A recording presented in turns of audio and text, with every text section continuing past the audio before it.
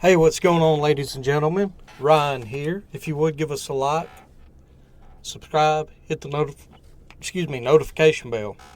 We have something very interesting, or I have something very interesting to show you today. All right, the roof that Thomas Crooks was on that when he shot President Trump. Who do you think owns that building? We're going to get into it today. Here we go.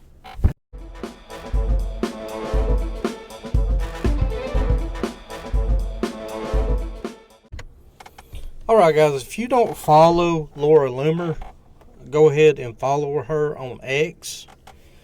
Used to be Twitter, now X. Exclusive news report. I've done read over this a couple of times. Now I'm going to talk about it, read about it, talk about it, and you guys see what you think about it. And if you find any value in this video, just give it a like. Just give it a like. That's all I ask.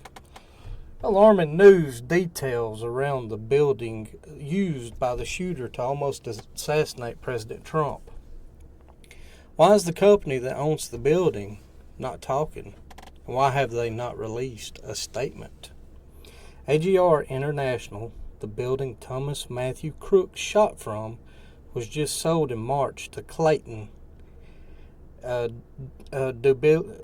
Dublier and Rice. I guess that's how you say it. Dublier and Rice. Short CD and R. So just think CD and R. CD and R builds subsidiaries called Indicor. All right, who owns CD&R and Indicor? That's what we're about to look into. You're about to see who owns it, and you're going to understand a little more about this situation. It's worth noting that Joseph L. Rice III is the founder of CD&R. So this guy is the founder of CD&R, which is the group or the company that bought the building that Thomas Crooks shot from. So Joseph L. Rice is the owner of CD&R, and he's the one that bought the building, or his company bought the building. So he's the founder of Clayton, Dublier, and Rice, CD&R. Rice is a member. This is a little backstory of Rice. Rice is a member of the Council on Foreign Relations, and he is also a member of Brookings Institution, the same Brookings Institution that has perpetuated lawfare campaigns against President Trump in an effort to keep him off the ballot for the 2024 presidential election. So Joseph L. Rice is a member of the Brookings Institute, and then the Brookings Institute perpetuated lawfare campaigns against President Trump. So it's safe to say that Joseph L. Rice III does not like Trump. Wouldn't you say? Wouldn't you say?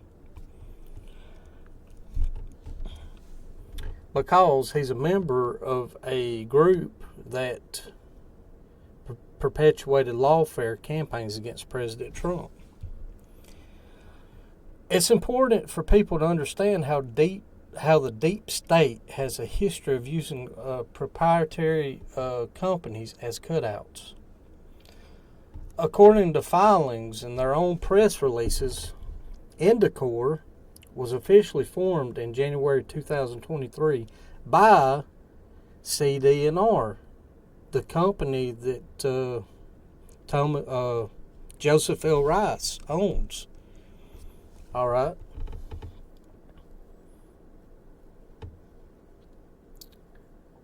I lost my place. According to filing in their own press release, Indicor was officially formed in January 2023 by CD&R, who just partnered with John Salib. Okay, so we got another guy in the picture, John Celeb. So now we have John Celeb, then we have Joseph L. Rice III. So John Celeb and Joseph. John and Joseph. All right. According to filing in their own press release, Indicor was officially formed to join in January 2023 by CD&R, who just partnered with John Celeb. So John. Prior to joining CD&R, John was the Senior Vice President of Global Policy and Public Affairs and Pfizer, a position he remained in until 2022 as the Senior Vice President of Global Policy and Public Affairs for Pfizer. Celeb was a max donor to Joe Biden's campaign when he ran against President Trump. So he donated a lot of money to Joe Biden. John did. The current CEO of Indicor is Doug Wright. A third person in here. So we got Doug, John, and the other Doug, John, and Joseph. Can't remember his name for some reason. The current CEO of Indicor is Doug Wright, who was previously deployed with defense contractor Raytheon Technologies. Doug Wright, CEO of Indicor, confirmed that law enforcement was on the premises of the building before the shooting took place. They should have been on top. They should have been on top of the building. Just going to see if my mic's on. Should have been on top of the building, since it was deemed to be a high security risk location by the Secret Service. Wright also said the office was closed on the day of the attempted assassination of President Trump. Why didn't they have people all over the buildings? They only had two snipers. And how many buildings were out there? In a water tower? Trees? I mean, come on now. Robert Quarta is the chairman of the private equity group CD&R, which is owned by Joseph, that owns Indicor AGR. His photo is listed on the World Economic Forum. Oddly enough, John Stroop, the Indicor chairman and CD&R partner, recently announced his resignation from the board of directors of Crane Company on June 5th, 2024, effective July 22nd, 2024.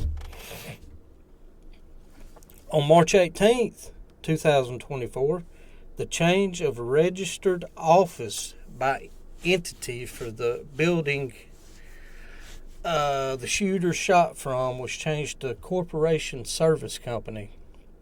Corporation Service Company is registered as a foreign business corporation in Delaware.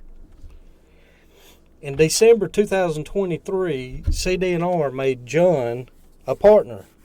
After he joined CD&R in 2022, Celeb was the former chief of staff to Democrat Montana Senator Max Baucus, the chairman of the Senate Finance Committee. In 2013, Barack Obama chose Senator Baucus to be the U.S. ambassador to China. All these people are connected to this building that the shooter shot from. Celeb spent 12 years working in the U.S. Senate and became chief of staff to Senator Baucus after Baucus's former chief of staff Jim Messina left to fill the same position for Democrat Barack Obama's presidential campaign. In 2020, Ambassador Baucus went on CNN and said President Trump's rhetorical attacks on China makes him a little bit like Hitler when President Trump was blaming China for the COVID outbreak. Ambassador Baucus currently lives in Bozeman, Montana, where he and his wife, Melody Haynes, formed a consulting firm called Bocus Group, LLC, licensed. Master Bocus provides consulting services to American and Chinese businesses, and he serves on the board of directors of Ingram Micro and the board of advisors to the Chinese Communist Party owned Alibaba Group. As you can see, there's a lot of suit and tie guys that's behind this building. Is it a coincidence? Is it a coincidence that these guys, starting from why can I not remember that guy's name? Joseph. I want to call him Jonathan. Joseph Rice, beginning with Joseph Rice, trickling down. Is it a coincidence? And these are just pictures of them, of the suit and ties right here. John Stroke, Robert.